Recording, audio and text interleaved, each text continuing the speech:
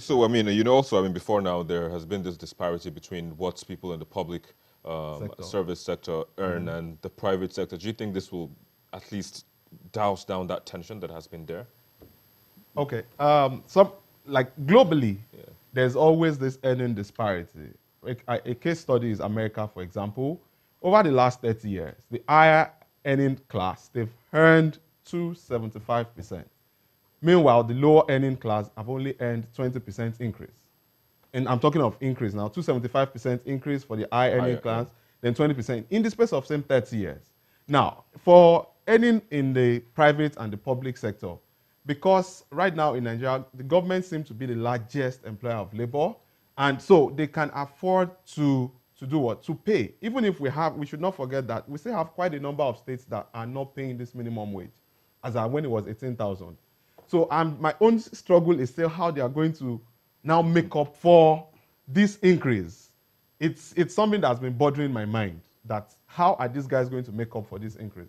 A classic example was when I served in North Central Nigeria. So at the time when I was about leaving, the government was doing recruitment. And my manager, my supervisor at the time is a level 10 staff. He was earning less than 60,000. And it was like, Sean, I can help you push so that you get employment in this. I said, oh, God, keep your employment. I don't want. For how much? Because it was going to come to like about 40, 30 something, 40 something. It was not up to 50,000 naira. And I was like, no. Because the state was not paying minimum wage. If someone at level 10 was not earning up to 60,000 naira as take home, then it's... What do you think about that disparity? Yeah, I like what he said, because let's look at the politics of it and the fact that a lot of governors have been complaining. I mean, they proposed 22,500 now. At the time, the federal government was saying they can pay 24,000. So we have a situation, like Sheung highlighted, where a lot of state governors could not pay 18,000 naira. Where are we going to get 30,000 naira to pay? Lagos can afford to pay 30,000 naira. Rivers can afford to pay 30,000 naira.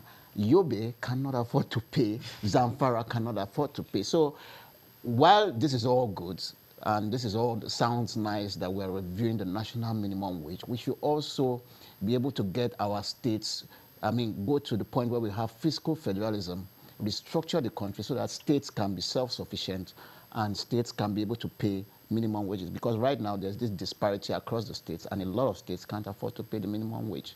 All right, let me bring Lami into the conversation. Lami, I mean, you're a fan of the Consumer Protection Council. I see your tweets, in that regard on Twitter and all of that. But so do you think they can come in terms, because you say inflation, is likely to come on board if eventually the the House of Representatives or the legislature approves the 30,000 naira.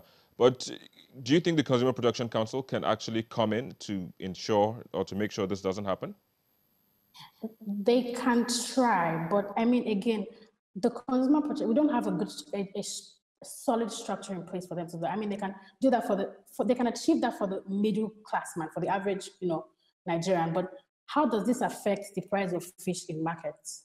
I don't think that the Consumer Protection Council can actually, oversee and then say, oh, because I mean, at the end of the day, they'll use their emotions to say, we now know that, they've increased, your salary. We now know your take-home pay. You cannot then say the NURTW to say, you know what, don't increase your price. I mean, we don't have a solid structure in place, but for the most part of it, I do know for a fact that, say, our daily recharge, electricity, flights, accommodation, hotels. Yes, to a large extent they can, but I mean, it will be dicey, but I know that if the Consumer Protection Council works with the NLC and then federal government, they can put something in place, something solid.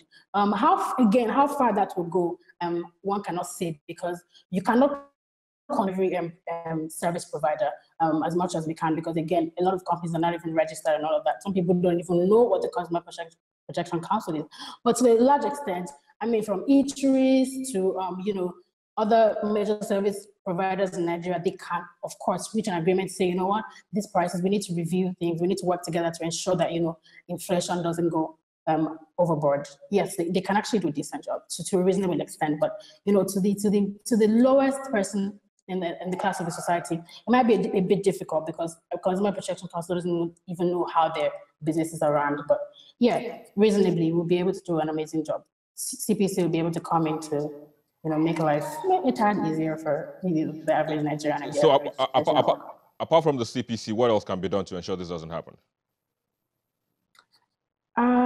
Really and truly just building a structure, and pretty much. I mean, the CPC is all I know that they're the ones that can work. I mean, a lot of people can come in, not just the CPC, and also should last, like I said, for transport workers. Last with the other budget have, say what they call them, market women association or market. I know that every community has its own association. They'll laugh for them and say, this is what we're doing. You shouldn't go. Create a timeline, create a bridge, and say, you're not going past this price. You're not, whatever you do, because we cannot manage what we have now, and because this is how Nigeria is. We're not strong enough to carry this out. You must not, go overboard. We just need to call. It's not just the CPC. Everybody has to come together. We have a lot of associations in Nigeria. I mean, even private businesses they all have their association. I call them together and say, what, we must work together to make sure that people are not extorted just because somebody is now earning 30,000 naira. It doesn't mean that because the price of a bottle of water should now be 400 naira. We must put laws in place to ensure that people do not extort the average Nigerian all the time, just because there's when you say increment, which is not even good enough in the first place. When you say everybody needs to come, when you say everybody needs to come together, does that include maybe even people boycotting those places they buy from who refuse to stick to maybe the previous price? Absolutely. That's why I'm saying that it's not on a personal basis. Everybody that belongs to an association or another it's a game of checks and balances. Somebody must be responsible enough to say, what, why are you selling this bread above 300 naira? Why are you now charging 400 naira for this service when it used to be 200? Why is that? There must be checks and balances. They must not be able, like I said, at the end of the day, it's extortion. Because the average Nigerian business owner is saying, now you're earning 30,000 naira. Literally, I want to earn more. So we must all come together to say, what, we will not take advantage of the situation. To say, very soon now, when they approve this minimum wage, the price of rice will go up. We don't know what's going to happen. So we must ensure that when we're saying that we're giving you this opportunity, we're saying, what, everything will be in place. This is not an opportunity for you to spend more or above your budget and even have your salary exhausted even before the second week of the month. So it's important that everybody comes in place, yes. All right, very well. Let's just hold it there for a second. We'll take a quick break and we'll be back in a moment. Please don't go away.